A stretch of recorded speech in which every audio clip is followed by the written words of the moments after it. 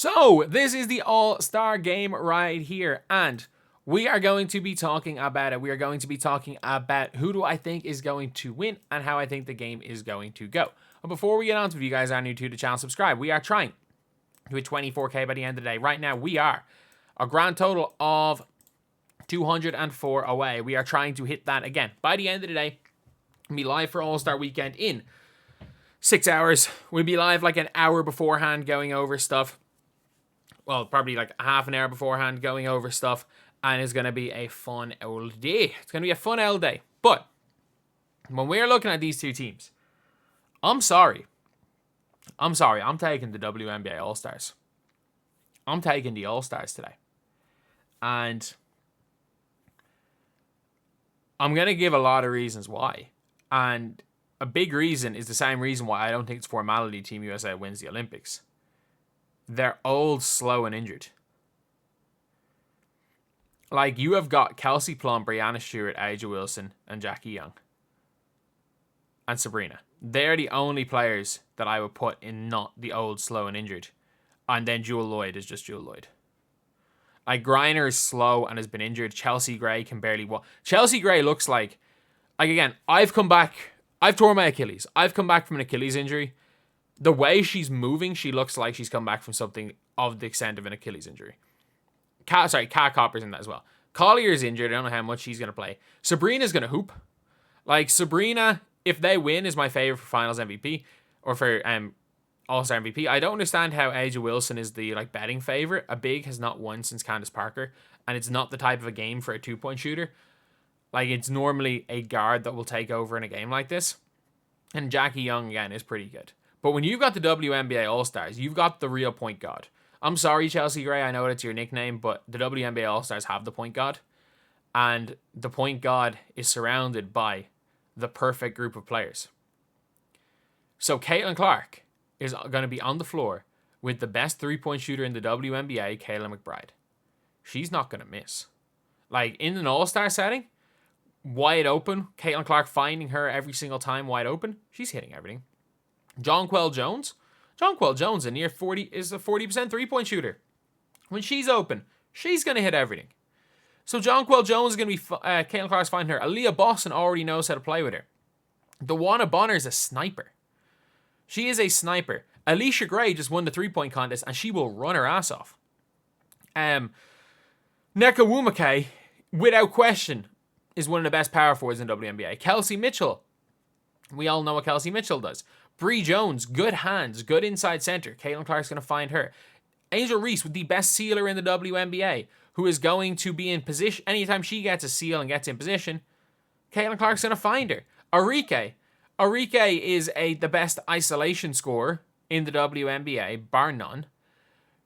And in an all-star setting where you can't double team and help off her, she's potentially going to win your final. She's going to be one of the favorites for All-Star MVP. If I've called the Finals MVP, I probably did throughout the whole video talking about Caitlin Clark as well.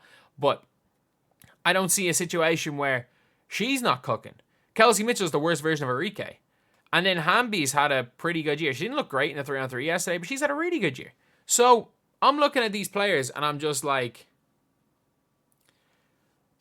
it's just a better team. And it's not that there's better players, by the way. Like, the two best players on the floor, and you can argue the three best players on the floor. Heck, with Kat Copper, you could argue the four best players on the floor at any given time could be on Team USA. I don't know what health Collier is in, but you also just can't say that if you were to build a team from scratch, or if you were to build a team and not just build a group of players, the WNBA All-Stars looks like a better team. And, like, I get it. Dawana Bonner can't play for America. I get it, Jonquel Jones is not American, period. But if you sent the team on, I'd be more confident if you sent, let's just say if you sent the team on the left, and instead of Dawana Bonner, I don't know if Nneka can play for Team USA, but let's just say instead of Bonner, and Jonquel and Kelsey Mitchell, you brought in Breanna, A'ja Wilson, and Breanna Steward. I'd be more confident the team on the left than the team on the right win the Olympics. I'm not joking. Like, if you replace 9 of the team, like, as good as, again, the likes of Kat Copper are, who I probably would pick, But there are only like 3 players that I would say without question would. Well, not even would. Like, Kat Copper's better than Leisha Gray. But I would still be more confident if you just replaced the 2 ineligible players in Kelsey Mitchell with the 3 best players in the other team. I would take Team All-Stars 10 times out of 10. But even if you're saying, oh, but like they've this team's played together a bunch. No, they haven't. Chelsea Gray is probably going to start the point. Chelsea Gray did not play she was not at camp and she was not at the pre-qualifiers. Aja Wilson was not really a star in the 2021 Olympics team. But at the same time, she wasn't there for the Olympic qualifiers. I know she was at the camp.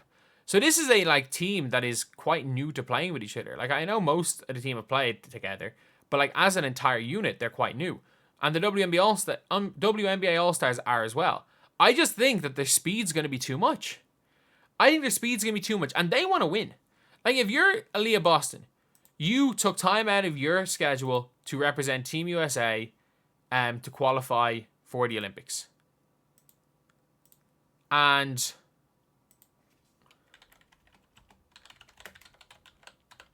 also, you've got like not even Kayla McBride. You've got Nneka, who was snubbed in 2016 and never, obviously, couldn't be called up again, who was probably pissed at USA Basketball. Heck, all of her sisters tried to go and play for Nigeria then. So, you've got that. You've got Caitlin Clark, who was told she had a shot at making Team USA, and realistically, she actually didn't have a shot. She should have just been told in April there was no chance. You have Dawana Bonner, who I don't know what the situation is, but she literally naturalized for Macedonia. Surely Kayla McBride, who hasn't played senior ball for Team USA, is like, I should be there. Arike, who dropped out of the team because she believed she wasn't going to make it anyway because of politics. So, yeah, like, this is a team that's hungry. And I actually think the WNBA All-Stars are hungrier to win this game than the US national team. Like, I've always said it, that there's always been a complacency in the US national team that they just assume that they're going to walk in and win. And most of the time, they're so much better than everybody else that it's guaranteed. We saw Belgium nearly beat them in the World Cup qualifiers with this entire team minus Greiner and Aja. And we also have seen the men have lost enough that they know they can lose. The USA have not had their Puerto Rico moment. This game, even though they won the last Olympics, could be this, like, I just don't know how hungry they are to win. We'll see today, though. I could be completely off on this. Maybe they want to win for Team USA. They want to win because they've heard all the noise that X, Y, and Z shouldn't be on the team. But right now, if you're asking me who I think is going to win, it's going to be the All-Stars. If you were to ask me, fate of the universe on the line, marches of the depth being pointed on the earth, one choice to save humanity, I'm going for the NBA All-Stars. And if it's one shot, I want Agumbawale shooting it.